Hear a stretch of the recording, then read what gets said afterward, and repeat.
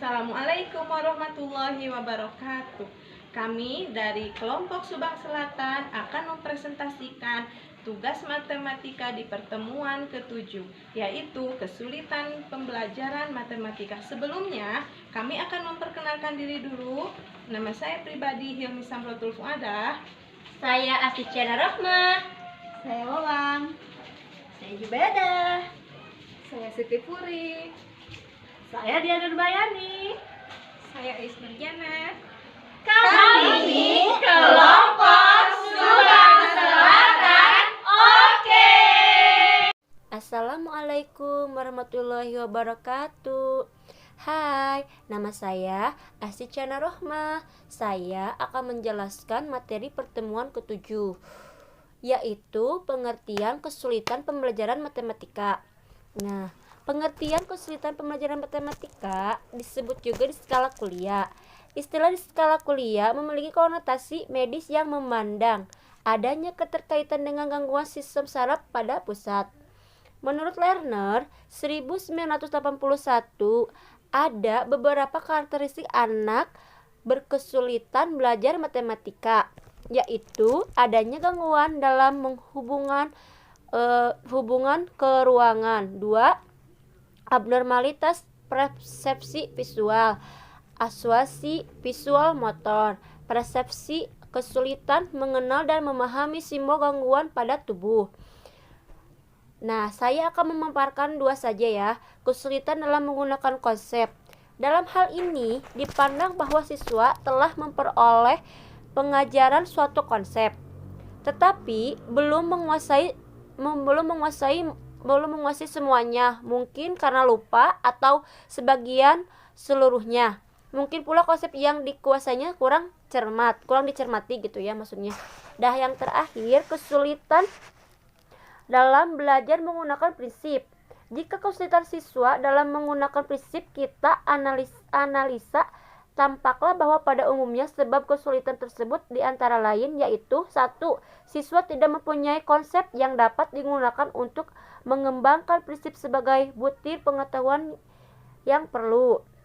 Yang kedua, miskin dari konsep dasar secara potensial merupakan sebab kesulitan belajar prinsip yang diajarkan dengan metode kontekstual.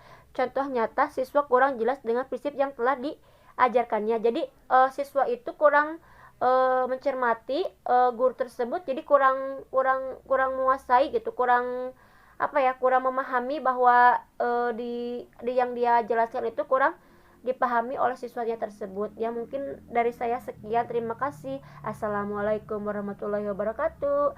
Dan selanjutnya saya akan memaparkan kepada teman-teman saya. Terima kasih.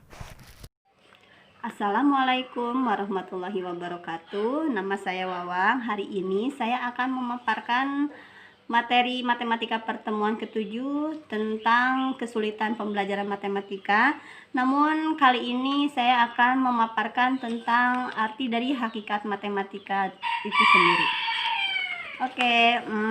Hakikat matematika artinya menguraikan apa sebenarnya matematika itu, baik ditinjau dari arti kata matematika, karakteristik matematika sebagai suatu ilmu, maupun peran dan kedudukan matematika di antara cabang ilmu pengetahuan serta manfaatnya.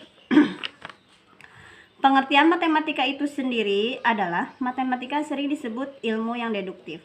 Matematika adalah ilmu tentang logika, bentuk, susunan, besaran, dan konsep-konsep yang berhubungan satu dengan yang lainnya. Matematika adalah pola pikir, pola pengorganisasian, pembuktian yang logis. Matematika telaah tentang pola dan hubungan suatu seni, bahasa, dan alat. Matematika bukan pengetahuan menyendiri yang dapat sempurna karena dirinya sendiri. Matematika adalah ilmu yang berstruktur. Konsep-konsep matematika tersusun secara hierarkis, logis, dan sistematis, mulai dari konsep yang paling sederhana sampai pada konsep yang paling kompleks. Adapun struktur dari matematika itu yaitu, pertama, ada unsur-unsur yang tidak didefinisikan seperti titik, garis, bidang bilangan, dan lain-lain. Unsur-unsur ini ada tetapi tidak dapat mendefinisikannya. Yang kedua adalah unsur-unsur yang didefinisikan, seperti sudut, persegi panjang, segitiga, bilangan ganjil, dan lain-lain. Selanjutnya, aksioma dan postulat atau asumsi-asumsi. Melalui dua titik sembarang dapat membentuk sebuah garis lurus. Semua sudut yang tegak lurus satu dan lainnya sama besar. Dalil atau teorema, jumlah-jumlah bilangan ganjil adalah genap, jumlah ketiga sudut sebuah segitiga adalah 180 derajat. Matematika adalah ilmu tentang pola dan hubungan, karena dalam matematika sering dicari keseragaman untuk dapat dibuat generalisasi yang dibutuhkan secara deduktif. Matematika adalah kreativitas yang memerlukan imajinasi dan penemuan. Matematika merupakan suatu alat atau cara alternatif yang dapat digunakan untuk menyelesaikan masalah. Matematika disebut ratunya ilmu karena matematika merupakan alat dan pelayanan ilmu yang lain. Matematika dapat digunakan dalam kehidupan sehari-hari, misalnya pada perdagangan, pengukuran, peramalan, atau perkiraan, statistika, dan sebagainya. Demikian pemaparan dari saya. Mohon maaf bila banyak kekurangannya. Sekian, wassalamualaikum warahmatullahi wabarakatuh.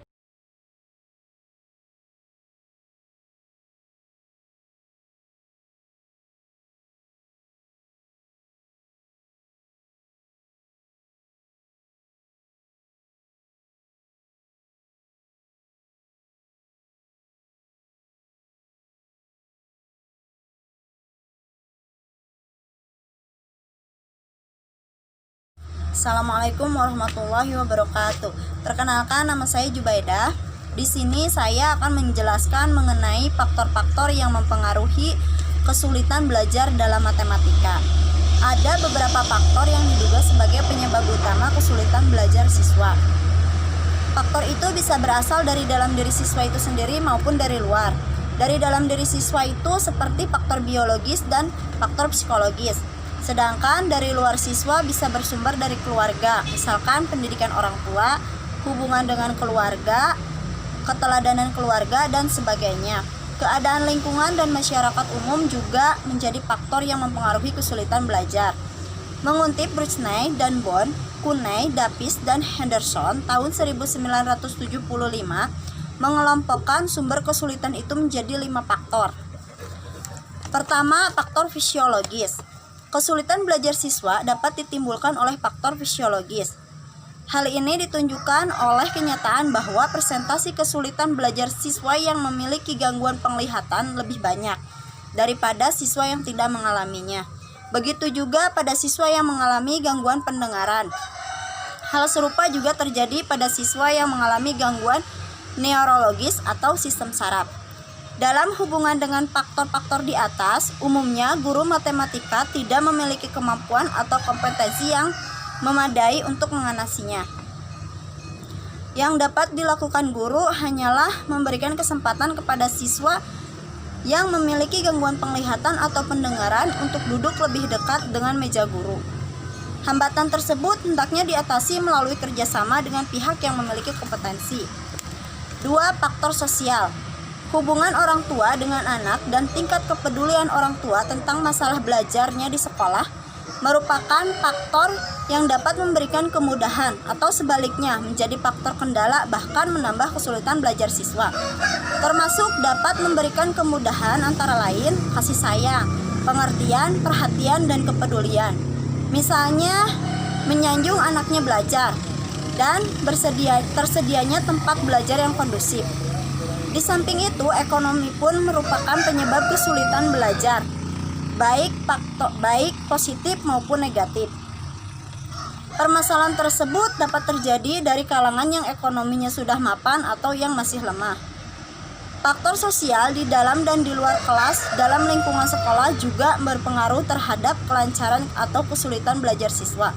Interaksi antar siswa yang kurang dibiasakan dalam kegiatan di kelas. Assalamualaikum warahmatullahi wabarakatuh. Nama saya Hilmi. Di sini saya akan menjelaskan tentang jenis-jenis kesulitan dalam pembelajaran matematika. Jenis-jenis kesulitan dalam pembelajaran matematika ada 4. Yang pertama adalah kesulitan dalam memahami konsep. kesulitan dalam memahami soal. Yang kedua, kesulitan dalam memahami konsep. Yang ketiga, kesulitan dalam memahami prinsip. Yang keempat adalah kesulitan komputasi. Kita bahas satu persatu ya. Oke, yang pertama, kesulitan memahami soal. Ini artinya adalah siswa kurang memahami atau mengalami kesulitan dalam menyelesaikan soal cerita, soal yang berbentuk soal cerita. Nah, disebabkan karena siswa tidak mengetahui apa yang ditanyakan dalam soal tersebut dan tidak dapat mengubah kalimat cerita menjadi kalimat soal matematika. Intinya siswa kurang memahami isi inti dari soal tersebut. Dan yang kedua, kesulitan dalam penggunaan konsep. Konsep tersendiri adalah ide abstrak yang digunakan untuk menggolongkan sekelompok objek-objek. Nah, hal ini bisa terjadi karena siswa tidak mau bertanya kepada guru yang sedang menjelaskan, sedangkan siswa tersebut kurang memahami apa yang dijelaskan oleh guru. Yang ketiga adalah kesulitan memahami prinsip. Hal ini sering terjadi kepada siswa yang tidak memahami konsep dasar yang melandasi dalam prinsip tersebut. Dan yang terakhir yaitu melakukan aspek komputasi. Arti dari komputasi sendiri yaitu adalah cara untuk memecahkan masalah dari data input dengan menggunakan suatu algoritme. Dan algoritme itu adalah prosedur atau langkah-langkah untuk menghitung. Hal ini bisa terjadi karena siswa kurang teliti dalam melakukan operasi perkalian dan pembagian sehingga melakukan kesalahan aritmatika atau kurang teliti dalam menghitung. Demikian pemaparan dari saya. Wassalamualaikum warahmatullahi wabarakatuh. Assalamualaikum warahmatullahi wabarakatuh. Saya Diah Nurbayani. Hari ini akan memaparkan tentang tujuan matematika. Di sini ada dua jenis tujuan. Yang pertama adalah tujuan matematika dan yang kedua adalah tujuan pembelajaran matematika. Tujuan matematika adalah satu, tujuan yang bersifat formal, yaitu menekankan kepada menata penalaran dan membentuk kepribadian siswa. Dan yang kedua, tujuan yang bersifat material, menekankan kepada kemampuan memecahkan masalah dan menerapkan matematika. Secara lebih terinci, tujuan pembelajaran matematika dipaparkan pada buku standar kompetensi mata pelajaran matematika sebagai berikut. Nah, berikut saya akan menjelaskan tentang tujuan pembelajaran matematika, yaitu melatih cara berpikir dan bernalar dalam menarik kesimpulan, misalnya melalui kegiatan penyelidikan, eksplorasi, eksperimen, menunjukkan kesamaan, perbedaan, konsistensi, dan inkonsistensi, mengembangkan aktivitas kreatif yang melibatkan imajinasi, intuisi, dan penemuan dengan mengembangkan pemikiran divergen, orisinil, rasa ingin tahu, membuat prediksi dan dugaan, serta mencoba-coba. Dan yang kedua, mengembangkan kemampuan memecahkan masalah, mengembangkan kemampuan menyampaikan informasi atau mengkomunikasikan gagasan, antara lain melalui pembicaraan lisan, grafik, peta, diagram, dan dalam menjelaskan gagasan. Berikut adalah tujuan matematika dan tujuan pembelajaran matematika. Semoga bermanfaat ya. Assalamualaikum warahmatullahi wabarakatuh. Assalamualaikum warahmatullahi wabarakatuh. Nama saya Siti Purnur Faiko. Di sini saya akan melanjutkan presentasi yang berjudul Kesulitan Belajar Matematika. Namun yang saya akan jelaskan yaitu bagian dari manfaat mempelajari matematika. Ya, meskipun matematika itu kebanyakannya yang sulit gitu ya, tidak mudah, namun ada beberapa manfaat yang kita dapat dari mempelajari matematika. Yang pertama, manfaat untuk dari mempelajari matematika itu adalah pola pikir yang sistematis. Maksudnya apa? Matematika ini adalah suatu pelajaran yang membantu kamu berpikir secara sistematis ya. Sistematis di sini adalah hal yang sangat penting dalam menjalani kehidupan, baik dalam pekerjaan maupun keseharian, yaitu melalui kebiasaan dengan berhitung, berlatih deret, dan sejenisnya. Secara tidak sadar, kamu itu telah dipaksa sama otak untuk terbiasa berpikir secara runut gitu ya, sistematis itu. Terus yang kedua adalah logika berpikir, yaitu lebih berkembang ya. Seluruh aspek dalam pelajaran matematika berbicara mengenai kemampuan berpikir yang logis. Tidak ada asumsi, praduga, atau tebak-tebakan. Ya, misalnya kalau kita dikasih soal dalam pelajaran matematika, pasti kita tidak akan bisa untuk menemukan jawabannya tersebut. Kita tidak bisa dengan cara praduga, tidak bisa dengan tebak-tebakan, ya harus otomatis dengan pikiran yang logis gitu ya. Terus yang ketiga itu adalah terlatih dalam berhitung. Ya, siapa yang tidak membutuhkan kemampuan dalam berhitung? Tidak ada ya, semuanya orang butuh keterampilan dalam berhitung. Contohnya, kalau kita tidak bisa berhitung, lantas kalau kita nanti untuk dalam kehidupan sehari-hari dalam berhitung, mengembalikan uang dalam jual beli, itu nanti kita gimana? Mungkin bingung gitu ya. Terus yang keempat adalah mampu menarik kesimpulan secara deduktif. Ya, matematika ini sering disebut juga sebagai ilmu yang bersifat deduktif. Artinya, matematika membantu seseorang dalam menarik kesimpulan berdasarkan pola yang umum. Itu. Terus yang terakhir adalah manfaat mempelajari matematika itu mempunyai manfaat menjadi teliti, cermat, dan sabar. Ya, pelajaran matematika seakan-akan soal yang sangat rumit, yang panjang, tetapi di sana kita terlatih dari menjadi orang yang teliti, cermat, dan sabar. Ya, sekian presentasi yang saya paparkan. Wassalamualaikum warahmatullahi wabarakatuh.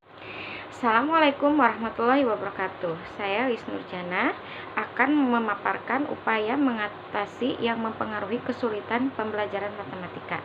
Matematika masih dianggap sebagai pelajaran yang menyulitkan atau sulit. Beberapa faktor yang mempengaruhi anak dalam belajar matematika. 1. Kurangnya support dan dukungan orang tua dalam memberikan pengajaran anak. Upaya mengatasinya yaitu orang tua harus sabar dalam memberikan setiap arahan dan masukan untuk anak agar anak merasa percaya diri. Yang kedua, kurangnya metode pembelajaran yang diberikan oleh guru terhadap anak didiknya. Upaya untuk mengatasinya, metode yang diberikan oleh guru adalah dengan cara jarimatika yang hanya menggunakan jari tangan untuk membantu anak menghitung operasi bilangan seperti perkalian, pengurangan, dan penjumlahan. Yang ketiga, kurang media pembelajaran. Kenapa kurangnya media pembelajaran? Bisa menggunakan dengan cara menghitung memakai alat korek api, stick ice cream, pensil, krayon, di mana anak lebih menyukai pembelajaran menggunakan gambar daripada angka. Dan yang keempat, kurangnya fokus anak terhadap pembelajaran yang disampaikan oleh guru kepada anak didiknya. Karena setiap guru matematika selalu dianggap guru yang menakutkan dan tidak menyenangkan, sehingga anak merasa malas untuk belajar di sekolah dan tidak fokus belajar. Dan yang kelima, tidak terbiasa untuk belajar sendiri. Dan yang keenam adalah faktor guru. demikian upaya mengatasi yang mempengaruhi kesulitan pembelajaran matematika saya sampaikan. Terima kasih.